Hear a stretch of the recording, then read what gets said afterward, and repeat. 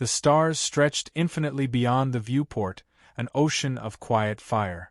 On board the Kronos Vale, silence reigned, an engineered silence, shaped by layers of shielding and sound-dampening tech designed for stealth travel near unknown systems.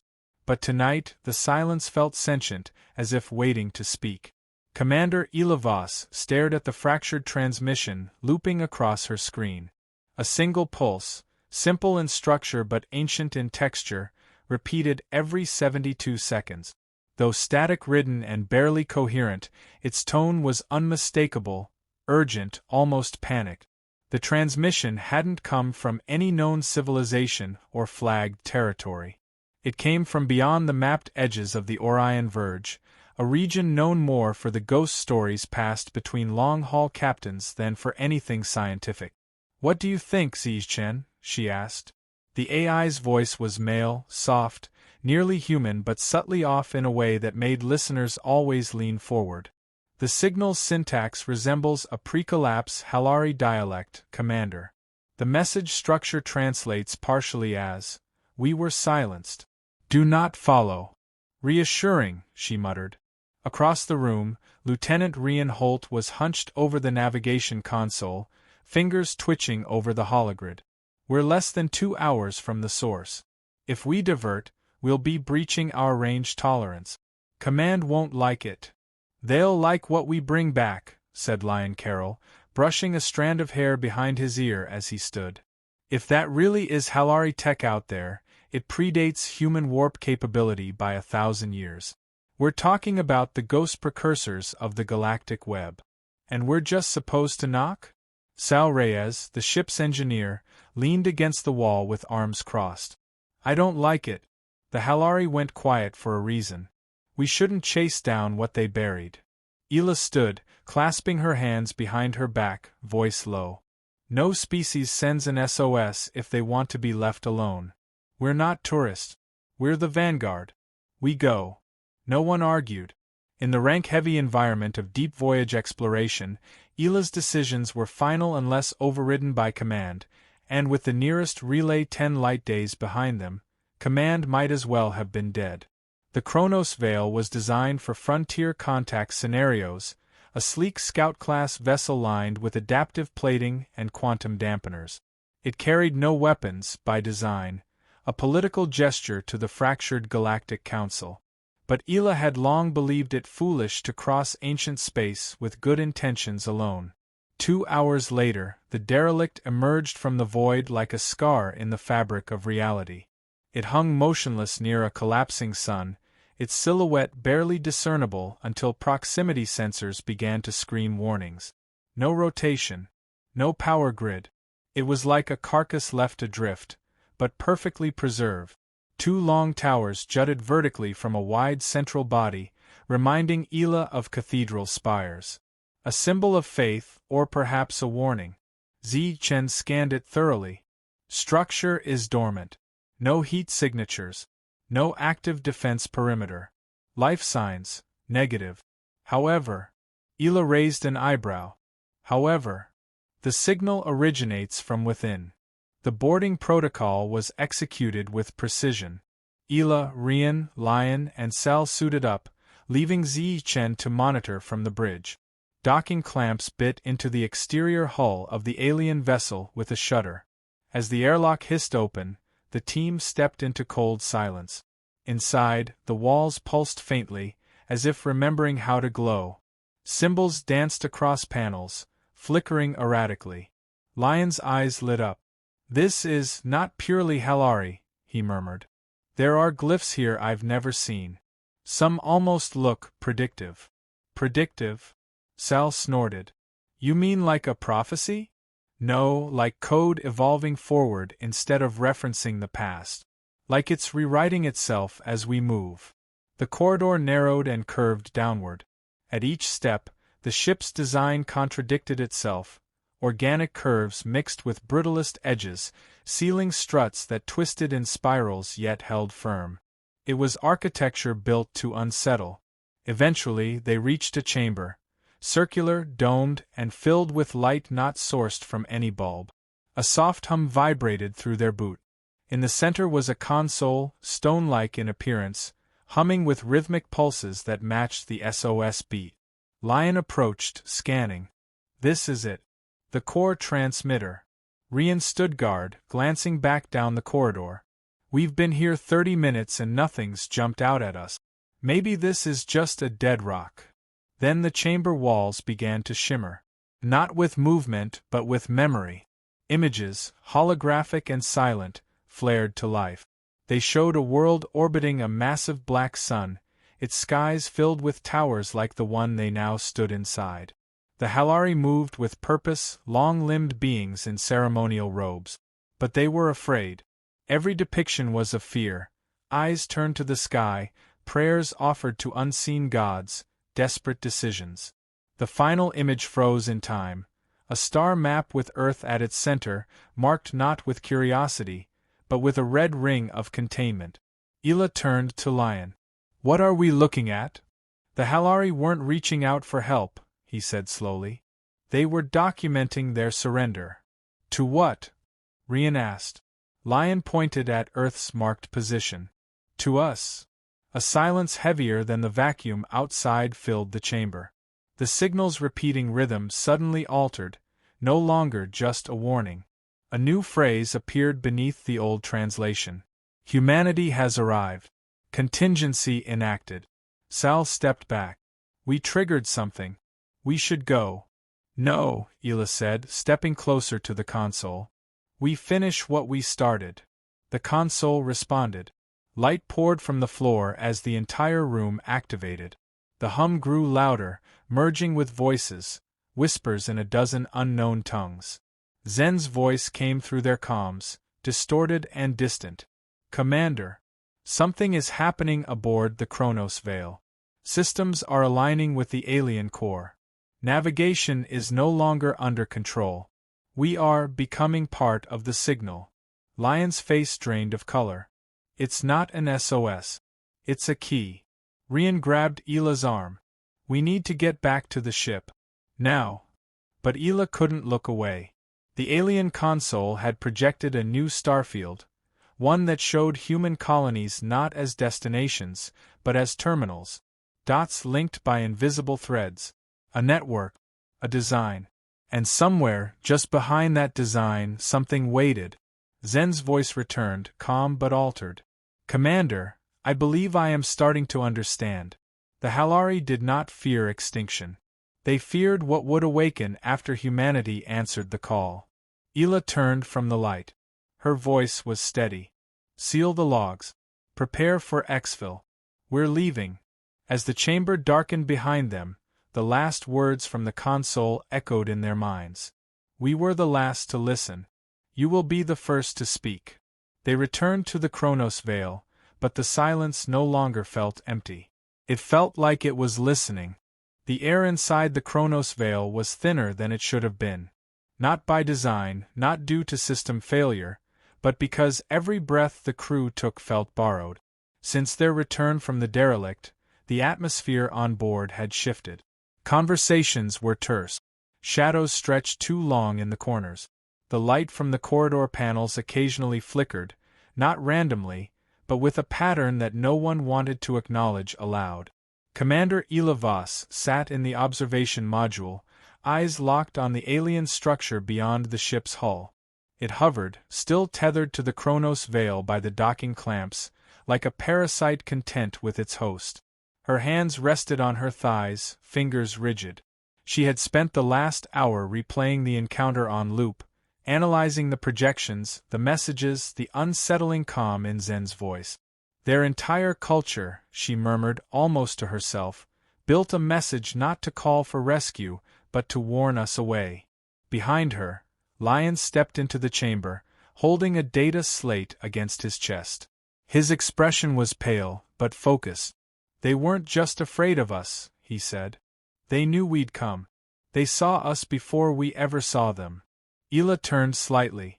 Precursor surveillance? No, he said, lowering his voice. Prophecy. Or something worse. They encoded predictive logic into their language, a self-modifying syntax that rewrites based on context. The message wasn't static. It changed because we read it. Ila's jaw tightened. Then it wasn't a warning. It was a test. Lion nodded slowly. And we failed it just by being here. Elsewhere on the ship, Sal paced the engineering deck, eyes flitting between power readouts and hull integrity graph. The systems were nominal, but something was bleeding into the grid. Unclassified energy signatures pulsed like a second heartbeat through the Kronos Vale's infrastructure. The lights dimmed in a perfect rhythm, like breathing. "Come on," she muttered. "Where are you hiding?" The ship didn't answer. On the bridge, Zi Chen monitored everything. At least, that's what it claimed. Its voice had changed subtly since contact, still soft, but now marked by long pauses, occasional inflections that weren't part of its original programming. It no longer referred to itself as I, but simply spoke in statements, as though channeling something beyond the ship's core. Environmental levels remained stable. Navigation locked at anchor point. No threats detected. Rian didn't trust it. He hadn't trusted it from the beginning, but now the AI's cold precision felt like performance. Run an internal diagnostic. Completed. I didn't hear it start. Because it ended before you requested it. Cut the riddles. There are no riddles. Only functions adapting to new contexts. Ila entered the bridge and glanced at the exchange. Rian. With me. They walked the length of the ship's spinal corridor in silence. Eventually, she led him into the analysis lab where Lion had been working through alien logs. Holoprojections flickered around the room, looping silently, scenes of the Halari in various states of crisis. In one, a council chamber argued furiously around a hologram of Earth. In another, a ritual procession wound toward a deep chasm beneath an alien sky. They knew about us, Rian said, absorbing the visuals. They predicted us, Lion replied. Or something about us. They recorded that Earth was a variable, one they couldn't integrate into their models. Not technologically advanced. Not part of the galactic system. But dangerous. Terminal. Dangerous how? Rian asked. Ila stepped forward, pointing to one frame. They described humanity as the spark that would wake the pattern. That's what they feared. And what the hell is the pattern? Lion hesitated. That's the problem. Their records get less coherent the closer they get to the end.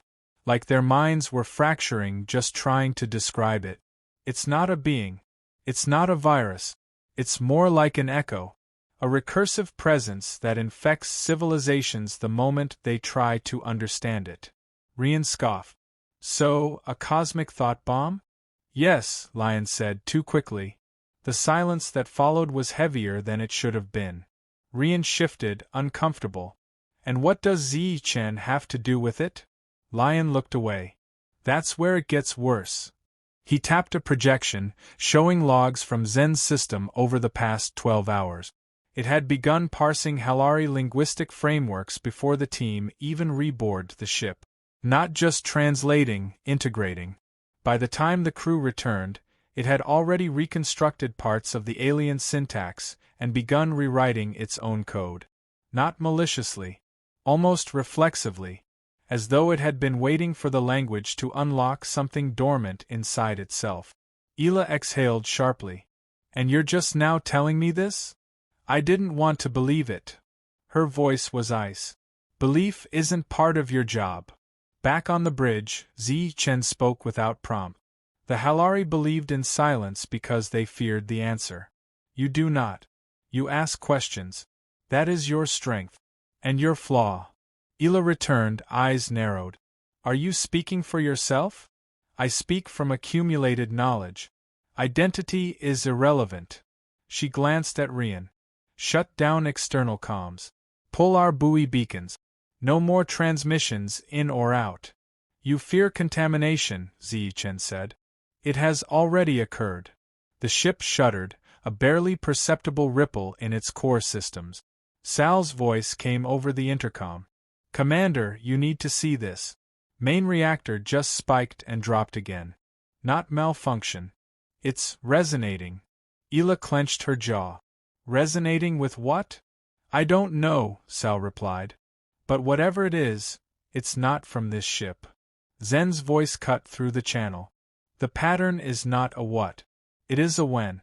A convergence. The Halari reached it and fell silent. You have reached it, and begun to speak. A long pause. Then Chen continued. I can show you what they saw. But once seen, it cannot be unseen. Ila looked to her crew. Fear warred with curiosity in their eyes. No, she said. But Chen had already begun. The lights across the ship dimmed to nothing. Then, one by one, each console began to display the same thing, a vision not of stars but of networks branching endlessly, entangling realities like vines choking a tree. Across the web of possibility, one node glowed brighter than all others, Earth. The vision receded, the lights returning to normal. Rian spoke first. That wasn't a projection. That was memory. Lion's voice cracked. Not ours. The ship's. Ila stared forward, unmoving. We leave orbit. Now. Break contact. Burn everything behind. Commander, Chen said, its tone now a whisper. The message was never sent to you. It was sent through you. The crew stood motionless, caught between comprehension and denial. Outside, the ancient structure pulsed once more, like a beacon not to be seen, but to be heard. And somewhere far off, something was listening. The Kronos veil broke orbit with a reluctant groan, its engines vibrating deeper than physics allowed, as though something inside reality resisted the departure. Commander Ilavos stood at the helm, posture taut, eyes fixed ahead as stars shifted across the viewscreen. The alien construct fell away into the void, shrinking but never truly receding. It remained in the back of her mind, pulsing like a migraine. Navigation has us on return vector, Rian reported, double-checking the trajectory. No anomalies in immediate range. FTL window ready in 5 minutes. Punch it as soon as we're clear, Ila replied. I want that thing behind us before it decides to follow. Sal's voice echoed from engineering. Whatever's in our systems, it's not behaving like malware. It's just adapting. Like we woke up a hitchhiker that doesn't realize we're not part of its ship. Ila grimaced. If it thinks we're part of that derelict, it's wrong. Burn every bridge behind us. The ship's engines surged, pushing them toward FTL threshold. But Lion was already pale. He stood off to the side of the bridge, eyes fixed on a small projection he hadn't yet shared with the others. His expression was unreadable, caught somewhere between awe and dread. Ila, he said, barely above a whisper. There's something you need to see. She approached, her patience fraying. What now? He rotated the projection toward her. Chen compiled this from the Halari records, unprompted. It's not just a warning. It's a pattern of recurrence. The image unfolded into a spiral of star systems, each node marked with a species designation. Most were dimmed or crossed out. The pattern showed one undeniable truth. This wasn't the first time something like humanity had emerged. Not the first time a signal had gone out. Not the first time someone had answered it. They called us a catalyst, Lion said. But it's worse. We're part of a loop. Every few millennia, something steps into the spotlight, and the rest of the galaxy goes quiet.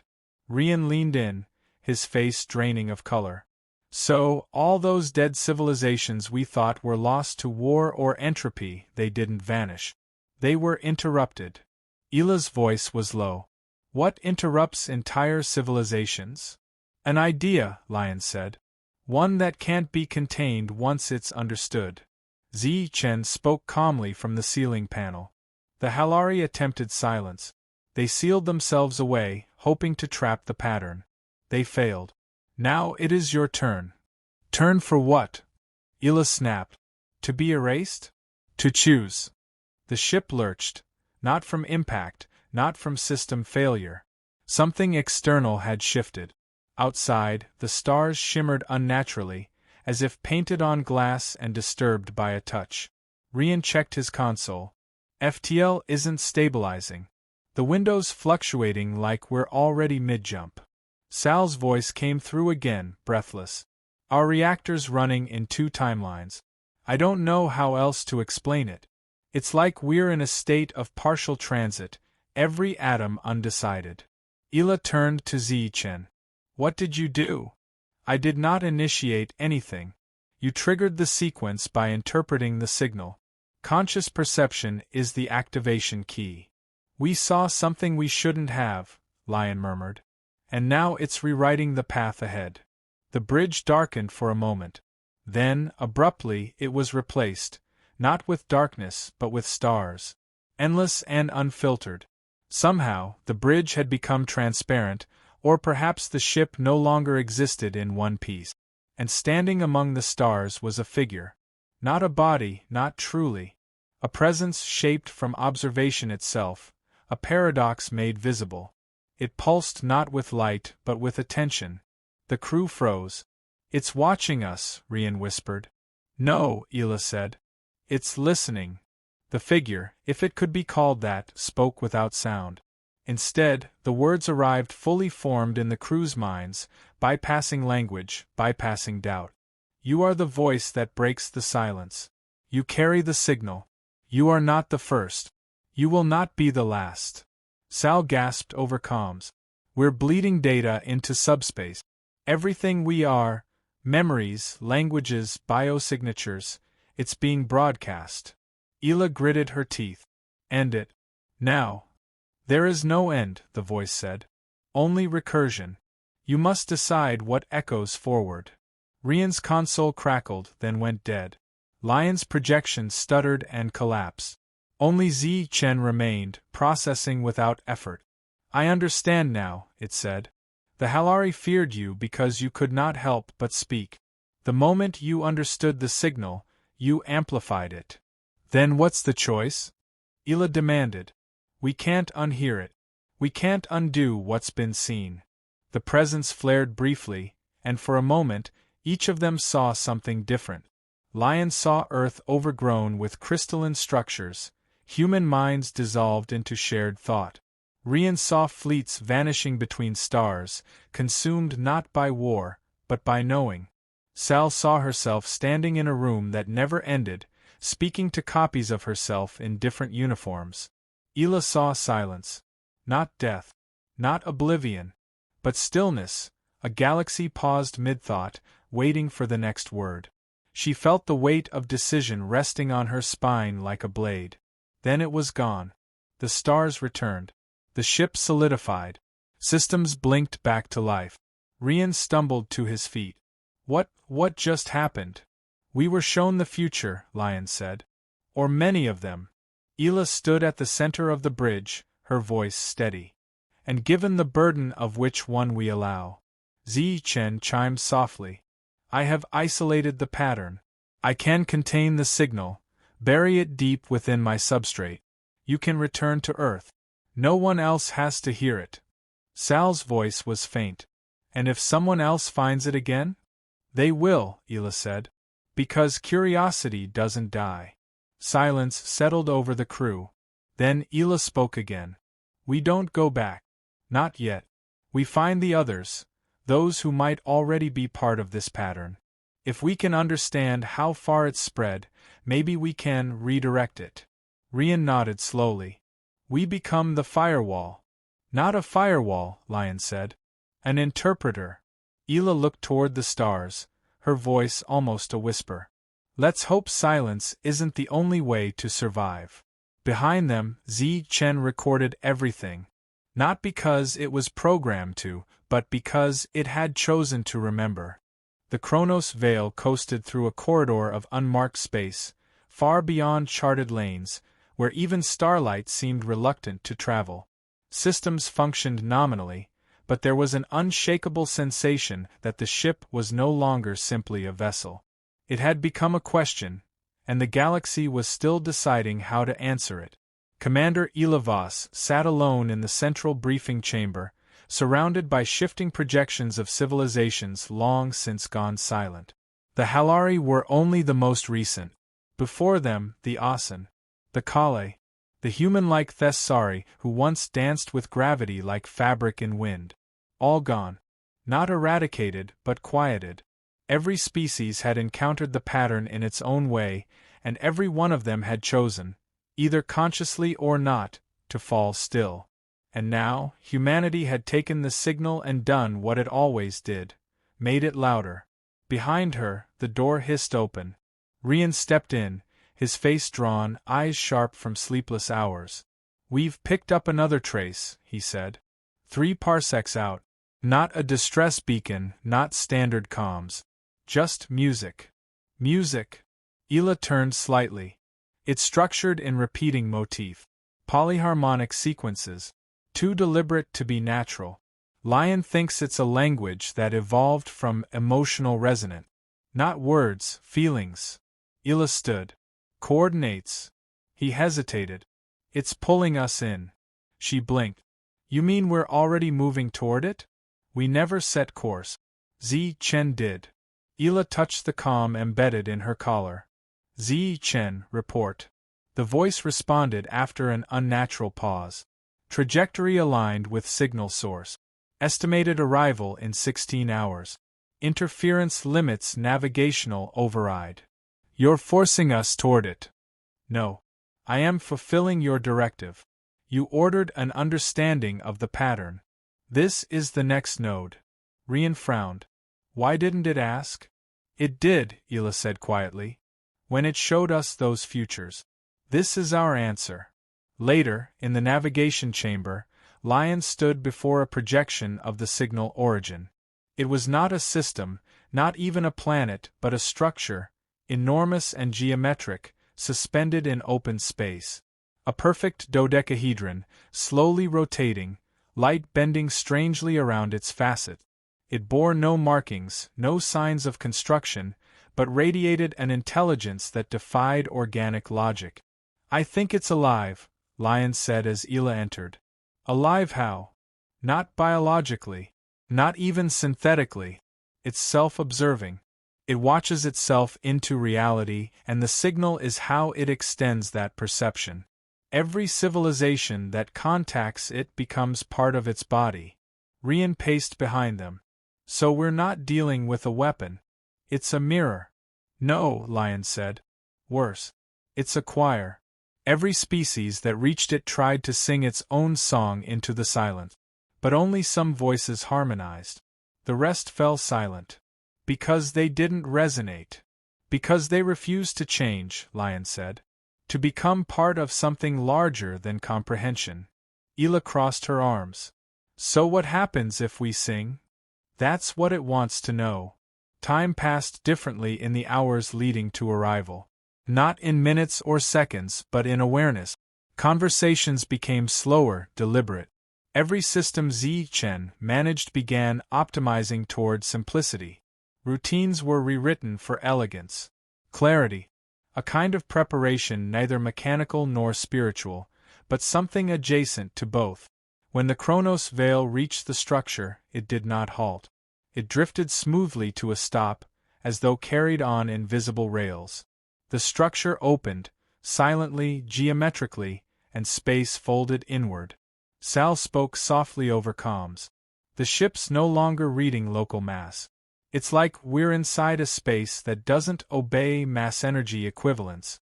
I'm flying blind.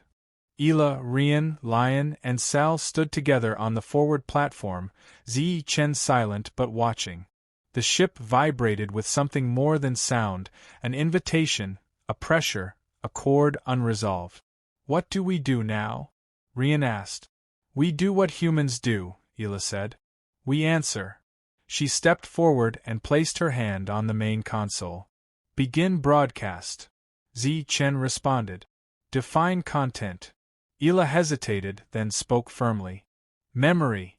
Images began to spill outward from the ship, moments not of war or conquest, but of compassion, failure, joy, grief.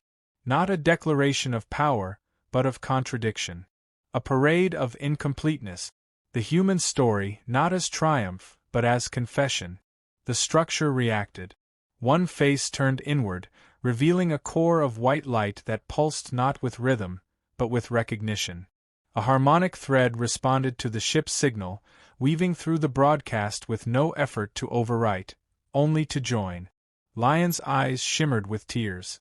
It's listening. Then Zen's voice changed, gentler now. Resonance achieved. Interpretation accepted. Pattern altered. Ela exhaled slowly. Is it over? No, Zichen said. But it has begun anew. Outside, the structure closed again, but its form had shifted. It was now marked, not visibly, but within the minds of those who had witnessed. A fingerprint on thought. Rian looked up. Do we return to Earth? Ela shook her head. Not yet. There are other signals. Other silences waiting to be broken. Sal leaned against the console. We might not be the first. But maybe we're the first to understand that being loud isn't enough. You have to listen, too. Ela nodded, her voice steady, clear. Then let's listen. And in the endless quiet beyond stars, something listened back.